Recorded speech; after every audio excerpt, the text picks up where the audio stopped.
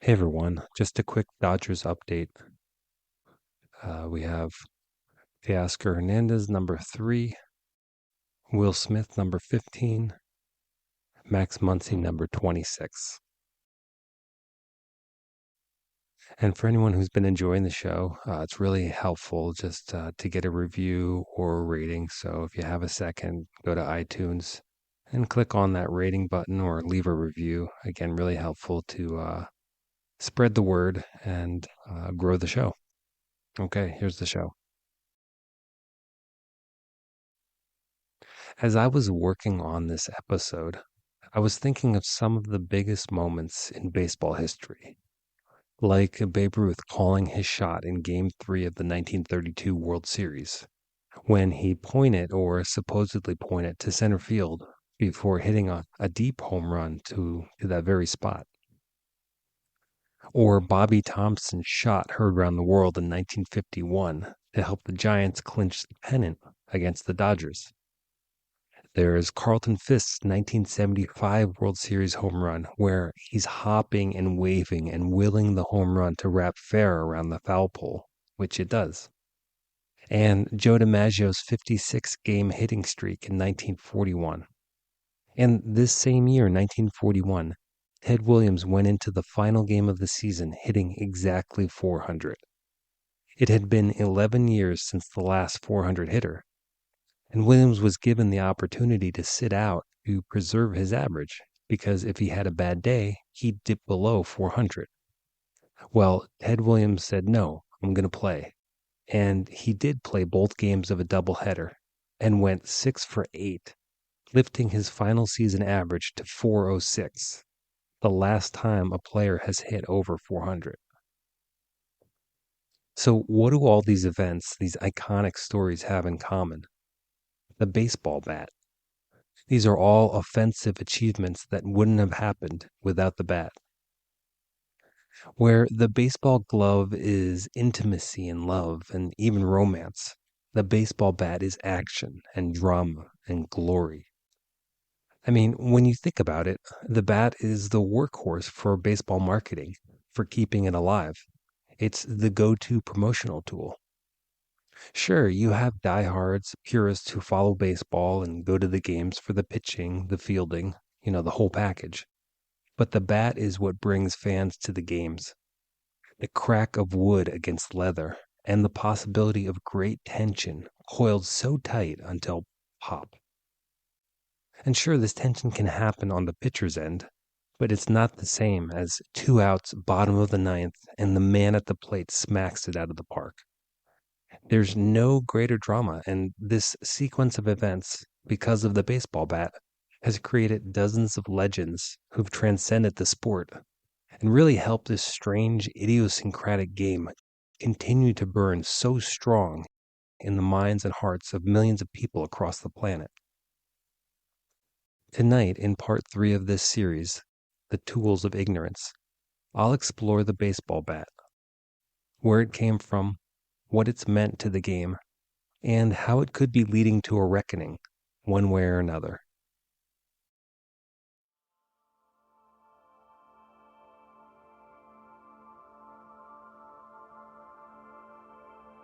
You're listening to the Midnight Library of Baseball, where there are no loud noises, no jarring music, only nostalgic, thought-provoking, emotional stories about baseball. I'm Ben Orlando.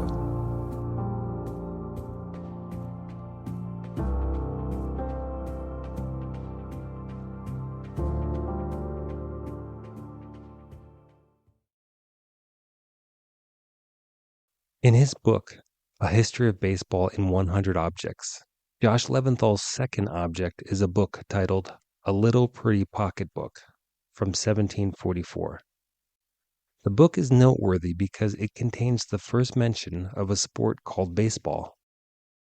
Also noteworthy is an illustration in the book of 3 children standing next to posts instead of bases, and one child is ready to pitch to another. But the child who's ready to hit the ball is missing something very important: a bat. Instead, it looks as if he's going to hit the ball with his hand. So it appears that in the origins of baseball, American baseball, the first bats were no bats at all.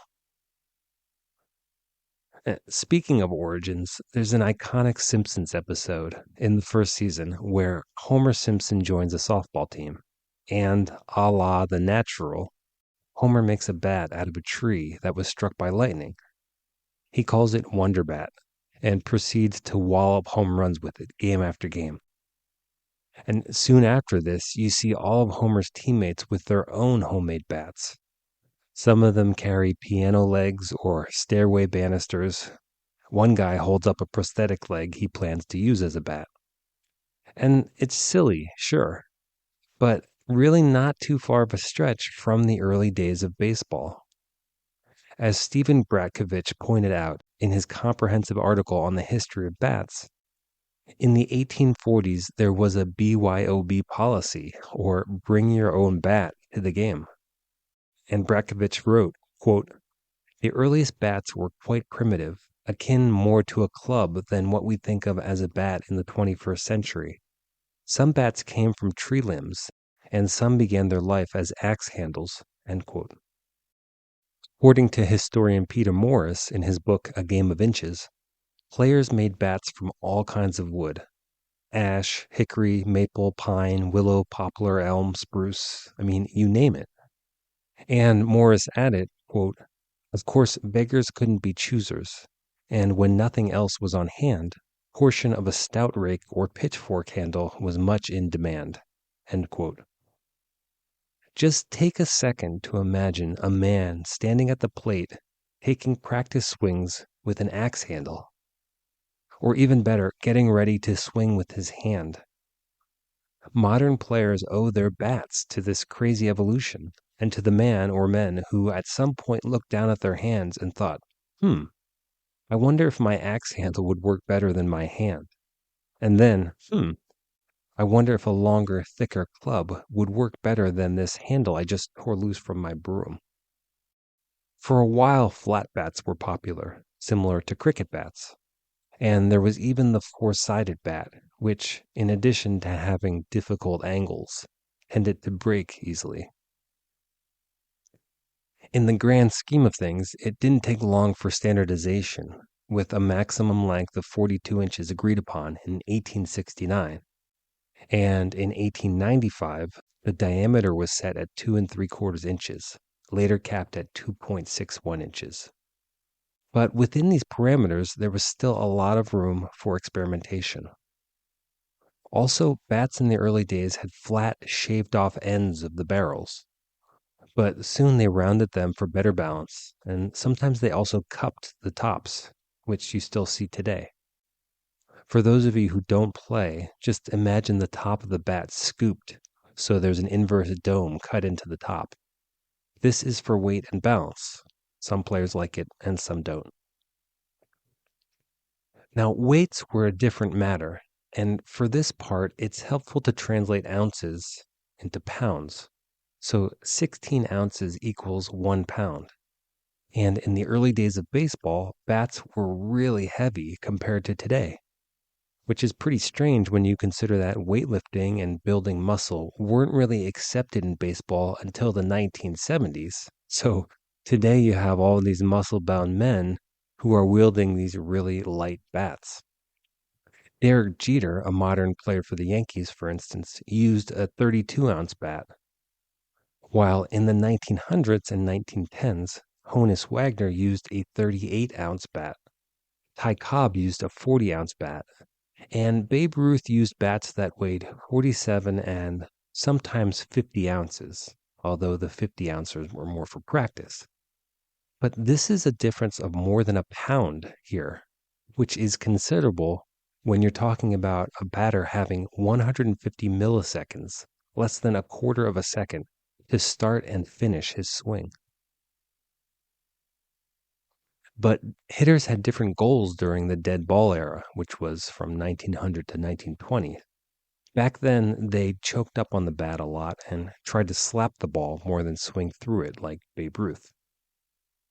And Ruth and Rogers Hornsby also popularized the trend of the tapered bat with a thinner handle as opposed to the more up and down versions of bats that came before.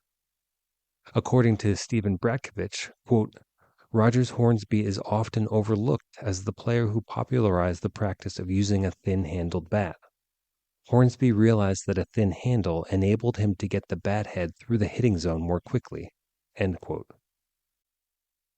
And to me, this is interesting because it's another example. It's another moment, right? It's like, they didn't know that for 50 years. All the times that these hitters are practicing and going up to the plate, they're not understanding what Rogers Hornsby figured out.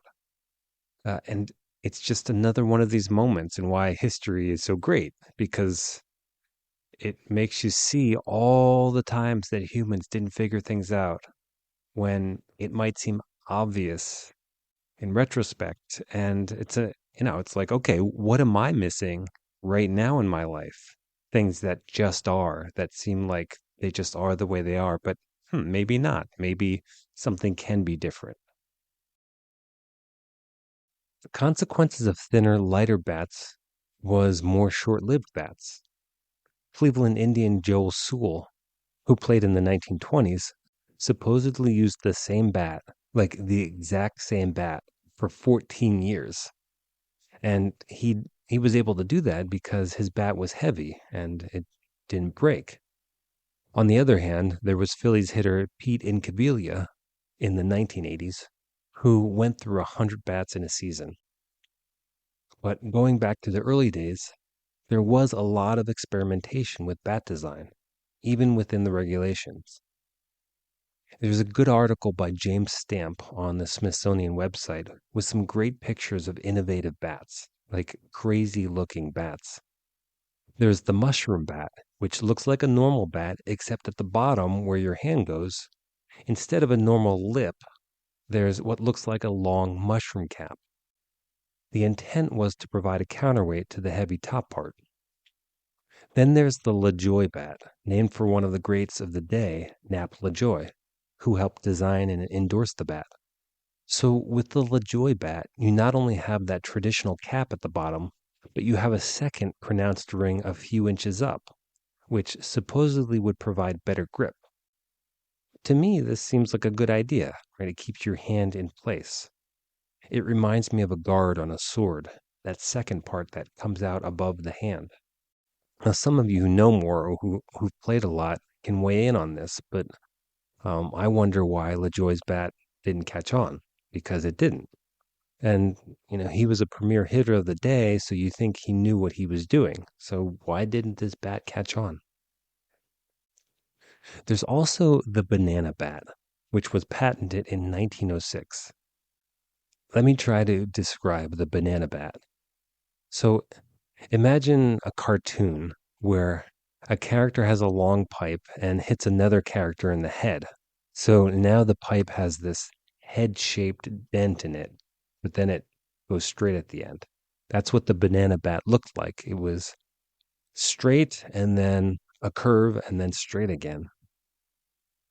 In his patent, the inventor, Emil Kinst, wrote, quote, the object of my invention is to provide a ball bat which shall produce a rotary or spinning motion of the ball in its flight to a higher degree than is possible with any present known form of ball bat, and thus to make it more difficult to catch the ball, or if caught, to hold it, and thus further to modify the conditions of the game. End quote. Needless to say, the banana bat was not a success. But let's just take a second to celebrate this inventor, Emil Kinst, who he created this bat that looks ridiculous. And I'll put a link up and you can type in banana bat Emil Kinst online and look at this bat.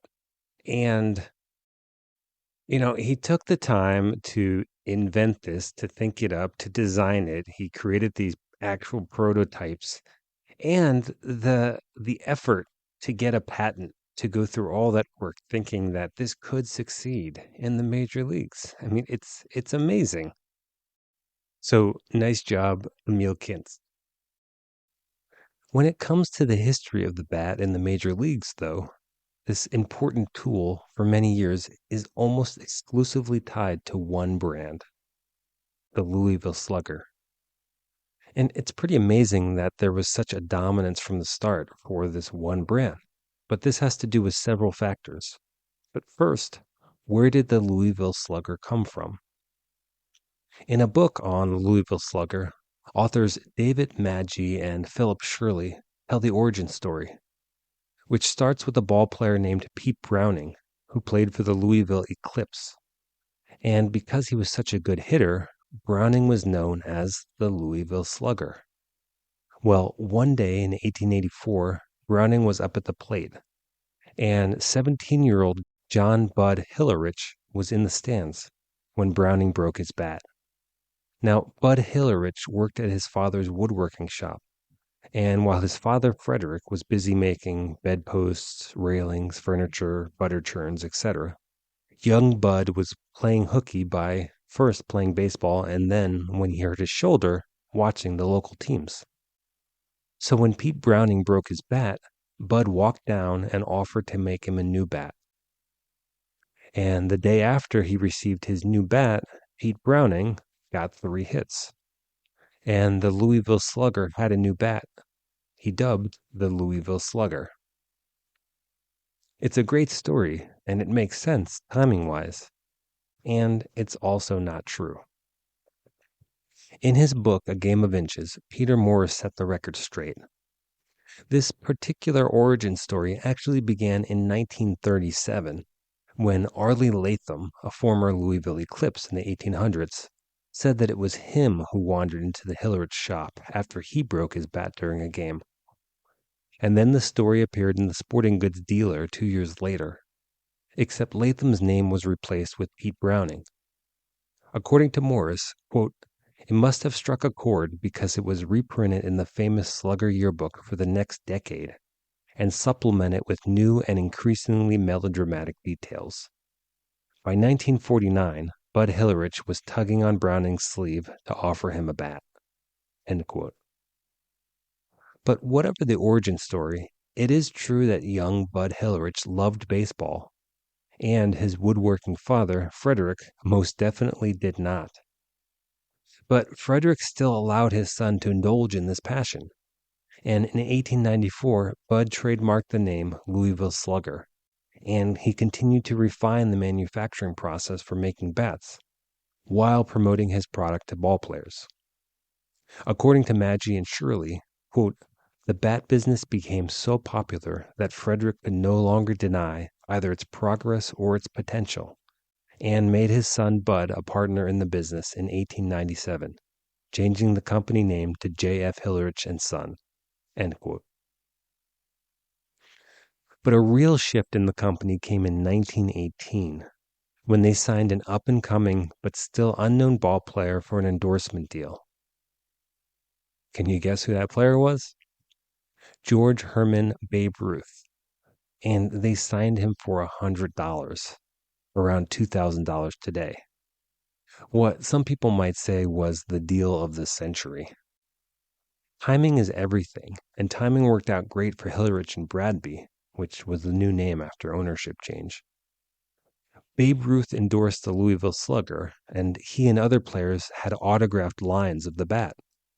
And as the Babe excelled and spread across the country, so did the Louisville Slugger.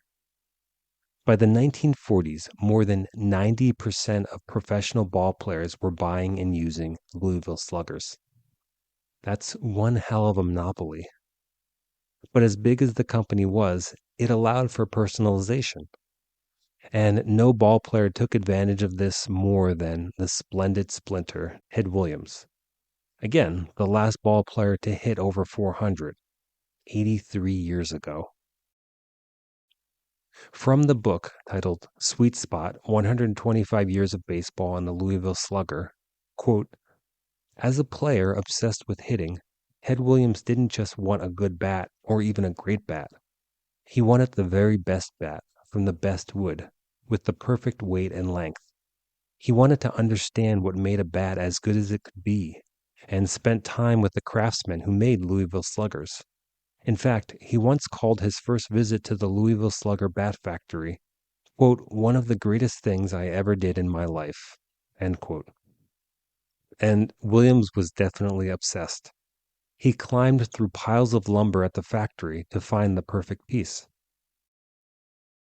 Once, when the factory sent him a shipment of bats, Williams complained that they weren't quite right and sent them back. From the same book, quote, "Williams was right. Hillerich and Bradsby employees measured the grip with calipers against the models he had been using and discovered that Williams' new bats were 5/1000ths of an inch off. Williams could also discern differences in weights of his bats. The company once tested Williams by giving him 6 bats, 5 weighing exactly the same, and the 6th weighing 0.5 ounces more. Williams correctly picked out the one with the seemingly imperceptible difference." End quote. But Williams was far from the only ballplayer obsessed and neurotic when it came to his bats. Longtime Louisville Slugger batmaker Danny Luckett summed up the Major League ballplayer when he said, quote, "Players are the most superstitious bunch of people you will ever meet. They're all nuts." End quote. As Stuart Miller explained in his book, Goodwood, The Story of the Baseball Bat, players had all kinds of nicknames for the bat. Shillelagh, Mace, Bludgeon, Willow, Cudgel, War Club, Death Stick, Lumber, Wondrous Weapon, and from 1970s player Jay Johnston, he referred to his bat as his business partner.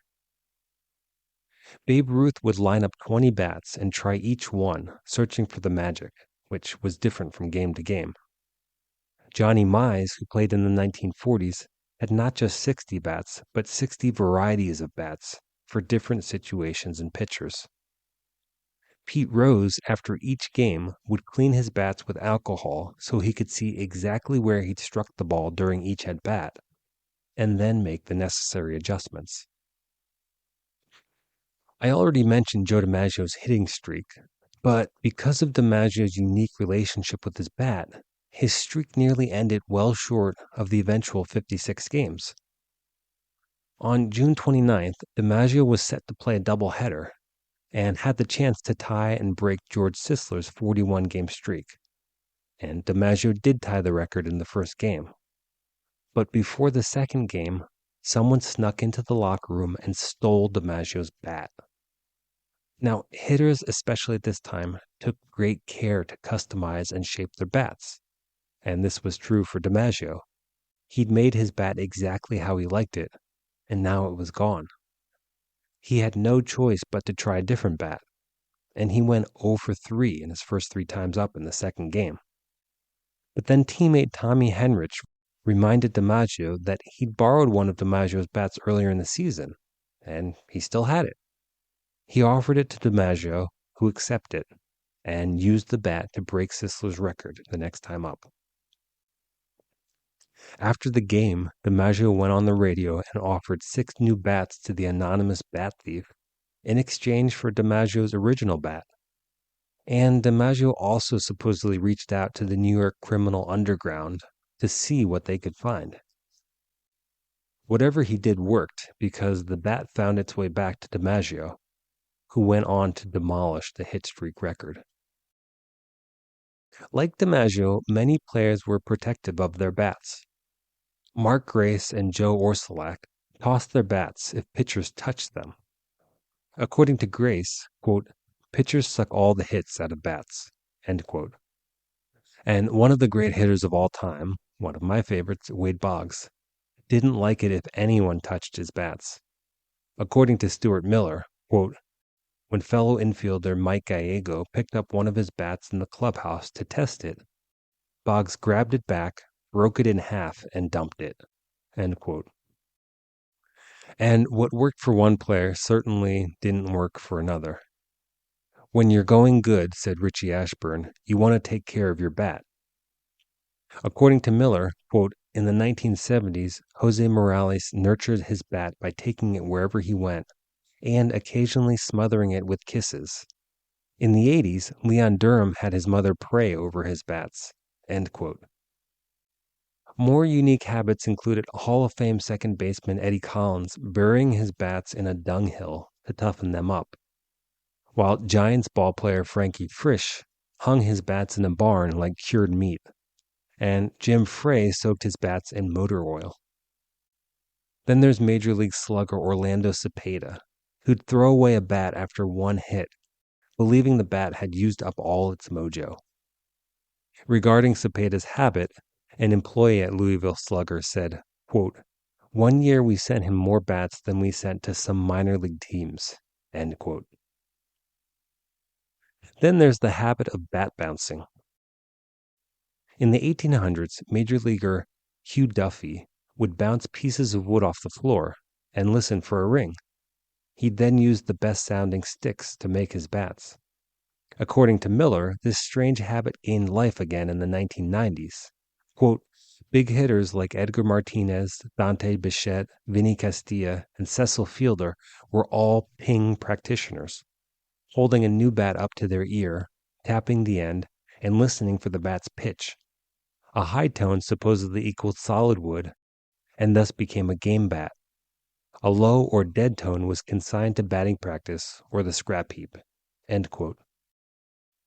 Now, the bat, at the end of the day, is just a tool. Like any other tool, it can be used in different ways by a human. It can be used to help, or it can be used to hurt in many different ways. And throughout the history of baseball, players have enacted a great deal of violence within the context of the game, but also outside of it. Fights happen, and sometimes in the heat of the moment, a bat is close at hand, which has led to bruises and stitches. But sometimes the violence is more symbolic and emotional. And one example of this kind of pain dished out happened in 1947.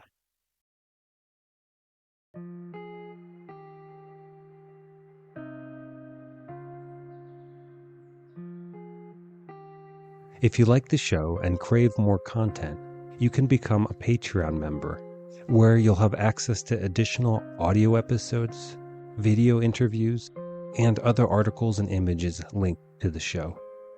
Go to Patreon/Midnight Library of Baseball. And since this is a one-man production, every bit of support helps. You can donate at midnightlibraryofbaseball.com, and you can add reviews on iTunes and Spotify. Okay, back to the show.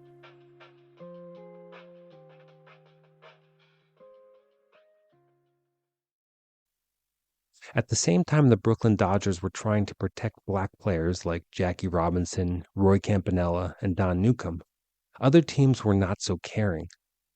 That same year, the St. Louis Browns signed black players Willard Brown and Henry Thompson. Willard Brown was assured he wouldn't have to bring any bats because the team had plenty he could use. But when he arrived, the Browns said they didn't have any bats. Now, Willard was used to wielding a 36-inch long bat, but all he could find was a 33-inch bat used by the pitchers, and he struggled because of this. Until one day, teammate Jeff Heath threw away one of his 36-inch bats, because part of the knob at the end was broken. Well, Brown pulled the bat out of the garbage, walked up to the plate, and hit an inside-the-park home run. It was the first home run by a black player in the American League. But that wasn't the end of it. From Stuart Miller, quote, "When Brown returned to the dugout, he received the ultimate insult. Realizing it was his bat that had just made history, Heath was furious. In Brown's presence, Heath shattered the bat on the dugout wall. The statement was not subtle. 10 days later, Brown and Thompson were both released by St. Louis. Thompson bounced back and had a career in the majors, but that was the only opportunity Brown received." End quote. In another incident, 7 years later, Jackie Robinson, who, like Willard Brown, had used the bat to break into the majors, now found himself on the lose-lose side of a fight. On a rainy night in Milwaukee, Robinson got ejected after arguing with the umpire. Out of frustration, he tossed his bat toward the dugout, but the wet bat slipped out of his hands and skidded off the dugout roof into the stands. The next day, a lawyer claimed that a woman had been hit in the head with the bat and threatened a lawsuit against Robinson. Soon there were 3 people who were supposedly injured by the bat. Thankfully, the baseball commissioner dismissed the phony accusations. When we look at literal violence caused by the bat, we see a spike in the mid to late 2000s. Suddenly, lots of bats are breaking in dramatic ways, like shattering, with giant shards flying off with dangerous consequences. So, what was going on? I mentioned early on that bats used to be made out of all kinds of wood, but going into the last half of the 20th century, ash was the preferred material. That started to change after 2001, when Barry Bonds smashed 73 home runs with a bat made of maple. All of a sudden, players at the major and minor league level wanted to use maple. So, how does this tie back to exploding bats? Well, with ash, you could detect fractures, but you couldn't with maple. And according to lumber and bat expert Jim Wells, quote, "When maple breaks, it flies apart. That's just the characteristic," end quote. According to studies performed by Major League Baseball, maple bats don't break more frequently than ash bats. It's just that with ash bats, you can tell when they're starting to fracture and then change out for a new bat. And you can't do this with maple. Also, as Jim Wells said, maple bats break more dramatically, in larger, more dangerous shards. So it's not just that more bats were breaking in games after 2001, it's that they were more dangerous to players and fans. In 2005, minor league pitcher Rick Helling, who'd already suffered a broken leg from a ball hit back to him, now faced the consequences of an exploding bat. After a foul ball, a maple bat shattered and a 15-inch sliver shot through the air and impaled Helling in the left forearm, penetrating 3 inches into his flesh. Now, what would have happened if it went into his chest? Also in 2005, San Diego pitcher Clay Hensley needed 4 stitches after a maple shard flew into his head. In 2006, Florida catcher Miguel Olivo was wounded in 3 places from an exploding maple bat. And in 2007, a Mets fan suffered major facial injuries after a piece of broken bat flew into the stands. For the final object lesson, Stuart Miller explained what happened on April 16, 2008. Quote, "Pittsburgh Pirate Nate McCluth smacked a pitch down the right field line. In the dugout, hitting coach Don Long was watching the ball, and so he didn't realize that his life was in danger. A huge segment of jagged maple was flying at his head. As McCluth raced to second with a double, Long was slammed in the face just below the eye by the remains of his bat, which sliced his cheek muscle and damaged the nerve underneath. Eventually, a doctor removed the wood and sewed his face back up with 10 stitches." End quote. By 2008, bats were breaking at a higher rate than ever, around 1 bat per game. So Major League Baseball stepped in to fix the problem. And their first contact point was the U.S. Forest Service. It turns out the Forest Service had a lab in Wisconsin where they studied wood properties, so they had the tools to figure this out. From an NPR piece, quote, "Over the following months, MLB sent Kreshman and his collaborators more than 2,200 broken bats, along with video footage of every break during the season. Other researchers visited bat companies to examine manufacturing techniques." End quote. What Kreshman and his colleagues found was that the maple bats were breaking along the grain, and apparently wood doesn't hold up well to pressure perpendicular to the grain. So they changed the manufacturing process and orientation of the grain, and the numbers of broken bats dropped afterwards. But this idea of danger and violence is going to come back with the invention of the aluminum bat. For many players in many levels of baseball, at some point wooden bats turned into aluminum bats, to the point where the vast majority of Little League, high school, and college players were foregoing wood for metal. The first metal bat was patented in the 1920s. The aluminum didn't enter organized baseball until the 1960s. And really, it wasn't a big thing until Easton and then Louisville Slugger entered the picture in the 1970s. And then titanium bats came along in the 1980s, to create more trampoline effect, which I'll talk about in a moment. But metal bats were never introduced in Major League Baseball, partly because of tradition, but mostly because of safety concerns, because of the trampoline effect, which is the rate at which the ball bounces off the bat. And it's higher for aluminum and titanium than it is for wood. Now, this still begs the question, doesn't it? If you have players in high school and college who can almost or actually match the abilities of major league players, isn't there still a significant danger? In a 2012 article for Bleacher Report, writer Sean McDermott argued for the banning of aluminum bats for this very reason. In 1997, studies were conducted on the trampoline effect, and according to McDermott, for the metal bat, quote, the trampoline effect can send the baseball to speeds of 5 to 20 miles per hour faster than the maximum speed of a baseball hit off a wood bat, which is 93 miles per hour, end quote. Now, there's a problem here with this last number in terms of maximum speed off a wooden bat, but I'll come back to that in a minute. In the late 90s, both the NCAA and National Federation of State High School Associations enacted new regulations for metal bats, stating that bats can have a maximum diameter of 2 5/8 and a weight differential of 3, meaning if a bat is 33 inches long, it can't weigh less than 30 ounces. This change was meant to make the trampoline effect of metal bats comparable to that of a wooden bat.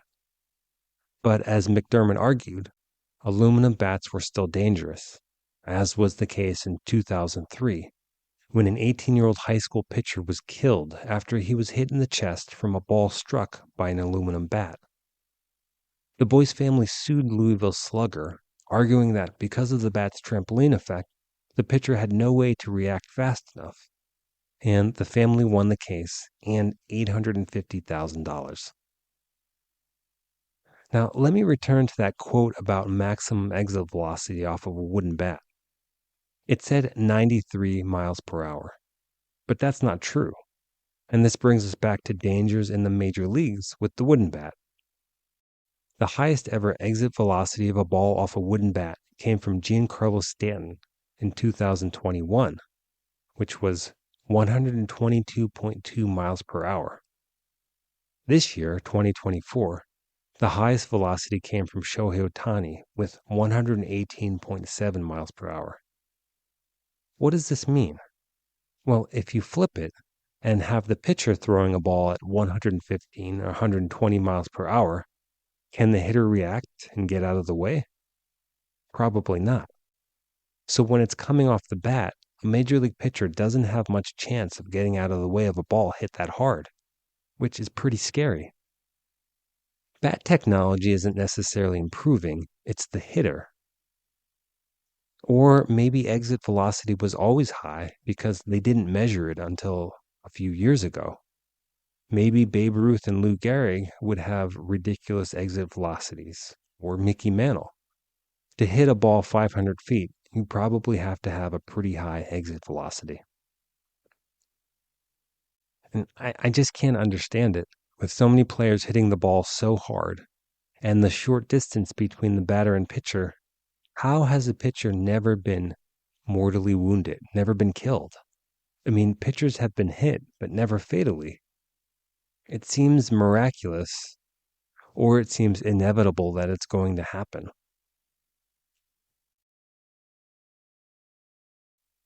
Let's shift gears a bit and look at another interesting aspect of bats, which is their role in cheating.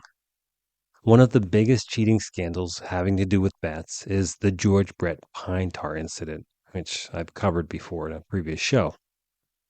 And what happened was that the pine tar went too far up his bat, and it's legal on the handle for a grip, but not higher. This whole incident in 1983, in my opinion, was a bunch of hooey, because Brett wasn't trying to cheat, he was just sloppy. And really, this has more to do with baseballs than bats, because this gets into the 1920 rule of keeping baseballs clean. If they have pine tar on them, they're not clean anymore. When it comes to actual cheating with bats, the main culprit is corking. And in the early days of baseball, the thought about bats was the heavier the better. In their book, Intentional Balk, which is all about cheating, Dan Levitt and Mark Armour describe stories of players hollowing out the tops of bats and replacing the wood with rubber balls, heavier wood, or even lead. And in the 1920s, George Sisler was caught with a bat filled with nails. The problem, of course, was that these methods were not based on scientific research, and heavier was not better, or at least it wasn't worth the trade-off of a much slower bat speed. So, of course, then cheating went in the other direction, with players hollowing out the tops and filling the bat, usually with cork, to make the bats lighter. In terms of the process, according to Levitt and Armour, quote, a bat corker will drill a hole about 1 inch in diameter and 10 inches in length into the end of a regulation bat. He then fills the resulting hole with cork or styrofoam or rubber balls, glues a wooden plug on the top of the hole, and finally sands and finishes the top so the alteration is hidden. The bat will now weigh about 1.5 fewer ounces. End quote. There's a funny story from 1974 where Yankees third baseman Greg Nettles looped a single into the outfield against Detroit. Well, when Nettles hit the ball, the top of his bat popped off, and out onto the field rolled a bunch of rubber balls. A few weeks later, famous baseball analyst Peter Gammons reported in the Boston Globe that Nettles admitted he used super balls in his bat. Baseball is filled with tall tales and myths, because just like the origin story for the Louisville Slugger, Mark Armour and Dan Levitt explain in their book that there were likely no super balls in Greg Nettles' bat, and Greg and his pals decided to spread some rumors. But it was confirmed that the top of his bat popped off, and this type of incident wasn't uncommon in baseball. In 2003, Sammy Sosa hit a ground ball against Tampa Bay, and his bat broke in half. Umpires examined his bat and found it to be hollowed out and filled with cork. Now, what did Sammy Sosa do? He did the same thing Billy Hatcher did in 1987 when his bat broke and cork was found inside. Sosa and Hatcher raised their hands palm up and said, "Oh my God, that was my batting practice bat." How did that get there? Billy Hatcher went one step further and said he grabbed one of the pitcher's bats and had no idea it was corked. The funny, not so funny thing with Sammy Sosa was that at the time, when his bat was found to be corked, it was a big deal. And people like his manager were afraid baseball fans might not believe Sosa and would view him in a poor light. Little did they know what was about to unfold with the steroid scandals. There's a really funny story involving cork bats and Cleveland Indians superstar Albert Belle in 1994. As Levitt and Armour explained it, in the 90s, teams could challenge one player's bat per game, and the White Sox decided to challenge Albert Belle's bat. So umpire Dave Phillips took the bat and locked it in the umpire's dressing room to be examined later. Well, Belle's teammates knew that his bat was corked, so teammate Jason Grimsley crawled through a vent in the ceiling, snuck into the room, grabbed Belle's bat, and replaced it with a bat from Paul Sorrento. After the game, umpires found bits of ceiling in the room and a bat that looked completely different from the one they'd taken. Later, when teammates were asked why they didn't simply replace the corked bat with a different normal bat from Albert Belle, they replied that all of Belle's bats were corked. And for his cheating, Belle received 10-day suspension, later reduced to 7. And no doubt after that went back to using corked bats. But this whole bat corking phenomenon was widespread since the beginning of baseball. Major leaguer Amos Otis later admitted that he'd used the corked bat for the entirety of his 14-year career. And fellow major leaguer Norm Cash said, quote, "I owe my success to expansion pitching, a short right field fence, and my hollow bats." End quote. Now, in a previous episode, I talked about the Hornsby Doctrine, named by Mark Armour and Dan Levitt, based on decades of accounts from ball players, managers, and umpires. And the Hornsby Doctrine said, It's the job of the Major League ball player to try to cheat, and it's the job of the umpire to catch them. Now, along these lines, and related to corked bats, Armour and Levitt added an additional rule, which they called the Hernandez Doctrine, named for Keith Hernandez, who said in his book, Pure Baseball, quote, "Now, hitting with a corked bat, that is cheating because there's no way to catch this trick on the field. But if you can stand on the mound and somehow scuff the baseball in full view of the umpires and everyone else and not get caught, more power to you." End quote. So the Hernandez Doctrine said that cheating was fine as long as you did it on the field in view of the umpire. In other words, much of cheating that goes on with baseball bats is against the spirit of the game. But through the scandals and controversies, the baseball bat remains not only an icon of the game, but an American icon, seen across pop culture in non-baseball settings. The object tied to the most memorable moments in baseball history has remained intact and quite valuable. But even bats that are simply associated with legends have sold for astronomical prices. The bat Ty Cobb used between 1919 and 1922 was sold for $1.1 million. One of Lou Gehrig's bats sold for $1.14 million, and it wasn't even a bat he used as a Yankee. The bat, known as Bat Zero, was used by Gehrig before he started his long, unbroken career in a pinstripe uniform. And of course, there's Babe Ruth, who has several bats that have sold for hundreds of thousands of dollars. And then there's Ruth's 36-inch long, 46-ounce Boy Home Run King bat, sold for $1.265 million. Collectors have all kinds of reasons to collect, but one reason is to touch and hold on to some of that magic. And there is something magical, something amazing and special about the fact that today, more than 150 years after the first professional baseball game, Major League players are still playing with wooden bats. As Stuart Miller wrote, quote, "While technology continually revolutionizes our society, bats can be made from anything at hand." End quote. And sure, kids today often play with aluminum bats or plastic wiffle bats. But necessity is the mother of invention. When there's nothing else at hand, a stick or a pole will do. I remember lots of times when I was a kid, walking through the woods, grabbing a stick and a rock, and taking some swings. And with so much that has changed in the world and in the game of baseball, the sound we hear today at the ballpark is pretty close to the sound we would have heard in 1880 or 1890. The crack of the bat means the possibility of glory, immortal fame, and a shared ecstatic experience. Or it means humbling failure and heartache, which bonds us in a different but equally profound way. This is what the baseball bat means inside and outside of the game. That's the show.